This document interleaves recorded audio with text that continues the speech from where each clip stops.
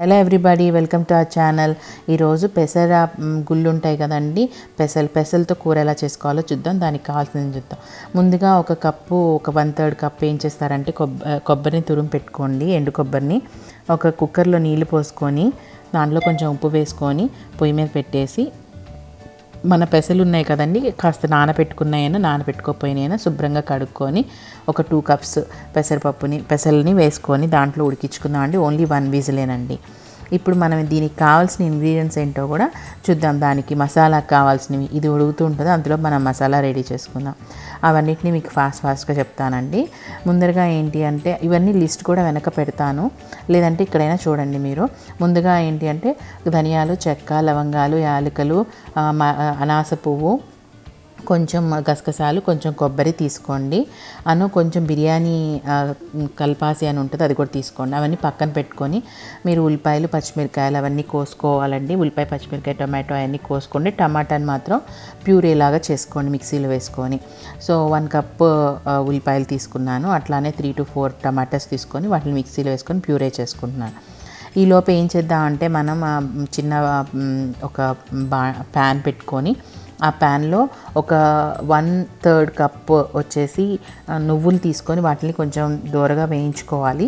అవి దోరగా వేగిన తర్వాత మనం ఇవి పక్కన పెట్టేసుకొని చల్లారనిచ్చుకోవాలి. ఈ చల్లారిన లోపు మనం ఎండు కొబ్బరి ఉంది కదా, ఎండు కొబ్బరి అవన్నీ తీసుకొని మనం వాటిని కూడా స్లైట్గా టోస్ట్ చేద్దామండి. కొంచెం లైట్గా వేయించుకుందాము. ఇవన్నీ వేయించుకుంటే ఏంటంటే కొంచెం ఫ్లేవర్ఫుల్గా వస్తాయి అని చెప్పి, పచ్చివాసన ఏమీ లేకుండా ఆ ఎండు కొబ్బరిని వేసుకొని వేయించుకుంటా. మన దగ్గర ఉన్న ధనియాలు ఇవన్నీ 1 by 1 వేసుకోవాలండి. ముందుగా ఏది వేసుకోవాలి అనేది, ముందుగా ఎండు కొబ్బరి వేసుకోవాలి, తర్వాత ధనియాలు వేసుకోవాలి, ఆ తర్వాత మన దగ్గర ఉన్న మసాలా దినుసులన్నీ వేసేసుకొని వేయించుకుందాం. ధనియాలు, పువ్వు, యాలకులు అన్నీ వేసుకొని ఇవన్నీ ఒక 10 యాలకులు, 5 యాలకులు, ఒక 10 లవంగాలు, 2 చెక్క, 2 1 ఇంచ్ చెక్క అండి. అలాంటి 1 ఇంచ్ చెక్క పీసెస్ 2 తీసుకున్నాను. లేదంటే మీరు కొంచెం పెద్దది ఉంటే పెద్దదైనా తీసేసుకొని వాటిని అలా వేయించుకొని పక్కన పౌడర్ చేసుకొని పెట్టుకోండి చల్లారిన తర్వాత.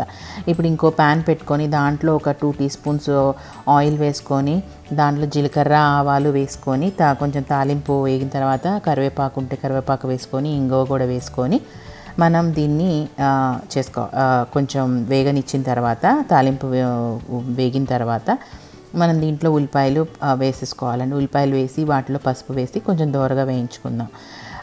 మనం నూనె తక్కువ వేసాం కాబట్టి ఉల్లిపాయలో కొంచెం ఉప్పు వేసుకొని వేయించుకుంటే మనకి సరిపోతుంది అన్నమాట. ఇవేంటి అంటే, మనం ఇది చేస్తే ఇది పిల్లలు చాలా ఇష్టంగా తింటారండి. మా పిల్లలు అయితే రైస్ తినరు, ఇది ఒకటే తినేస్తారు. ఈ కూరనే కూర కాదు ఇది, బేసిక్గా ఏంటంటే బ్రెడ్తో పెట్టుకొని తినేస్తారు. కాకపోతే ఒట్టిగానే తినేస్తారు. నేనైతే ఒట్టిగా తినేస్తాను, పిల్లలు కూడా మోస్ట్లీ ఒట్టిదే తినేస్తారు.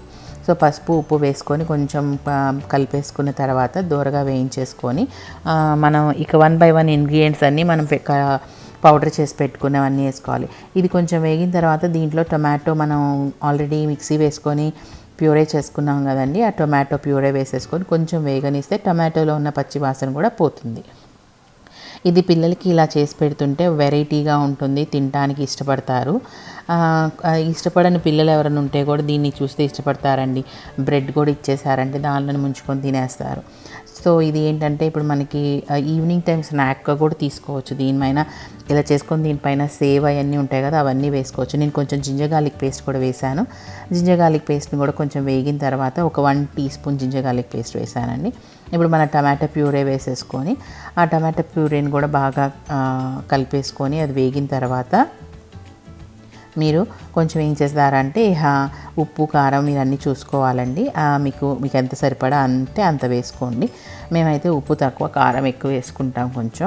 సో అన్నీ చూసుకున్న తర్వాత ఇప్పుడు నేను ఏంటంటే, మనం పౌడర్ చేసి పెట్టుకున్నాం కదండి, ఆ పౌడర్ని నేను ఇప్పుడు దీంట్లో వేసేసి కలిపేస్తాను. కలిపేసిన తర్వాత బాగా కొంచెం కారం వేస్తాను. కారం ఒక 1.5 to 2 teaspoons కారం వేస్తాను. కారం కూడా వేసి కలిపిన తర్వాత ఎందుకు అంటే పచ్చిమిరకాయలు అన్నీ వేసాము, మసాలాలో కారం ఉంటుంది, కానీ కొంచెం కారం ఎక్కువ తింటాము, అందుకని కారం ఎక్కువ వేస్తున్నాను. కారం ఎక్కువ వేసిన తర్వాత మనం ఉడకపెట్టుకున్నాం కదండి, 1 విజిల్ వచ్చేటప్పుడు ఉడకపెట్టుకున్న మన పెసలు ఉన్నాయి కదా, ఆ పెసల్ని వాటిల్లో ఉన్న నీళ్ళతో సహా వేసేసేయండి. వాటిలో నీళ్ళతో సహా వేసేస్తే మనకి ఏంటంటే చూసారు కదా, ఆ పెసలు 1 విజిలే రావాలి. 1 విజిల్ వస్తే అంత కరెక్ట్గా ఉడుకుతాయి అన్నమాట. ఇప్పుడు మీ దగ్గర పుదీనాకు ఉంటే పుదీనాకు వేసుకోండి. పుదీనాకు వేసుకుంటే ఇంకొంచెం ఫ్లేవర్ ఎన్హాన్స్ అవుతుంది, తినటానికి కొంచెం ఇష్టంగా అనిపిస్తుంటుంది. అలా కొంచెం సేపు ఒక 2-3 మినిట్స్ ఉడకబెట్టండి. అరౌండ్ 5 మినిట్స్ కొంచెం అలా ఉడకనివ్వండి. మరీ చిక్కగా అవ్వకూడదండి. మీకు అది చిక్కగా అనిపిస్తుందంటే కొంచెం వాటర్ వేసుకోండి.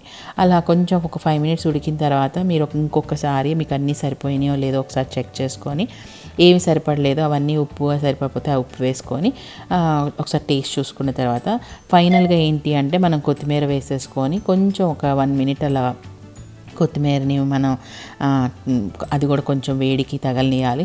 ఎందుకంటేనండి ఇప్పుడు అన్నీ జాగ్రత్తగా ఉండాలి కదా, అందుకోసం నేను ఎప్పుడూ కూడా కొంచెం కొత్తిమీర వేసి అలా ఉడకనిస్తాను. ఉడకనిచ్చి తర్వాత మనకి ఆ పొయ్యి ఆపేసేసే ముందర, జస్ట్ స్టవ్ ఆఫ్ చేసే ముందర ఒక 1 టేబుల్ స్పూన్ లెమన్ జ్యూస్ తీసుకొని వేసేయాలండి. అంతేనండి, మనం ఇంకా డిష్ అవుట్ చేసుకోవటమేను. Thanks for watching.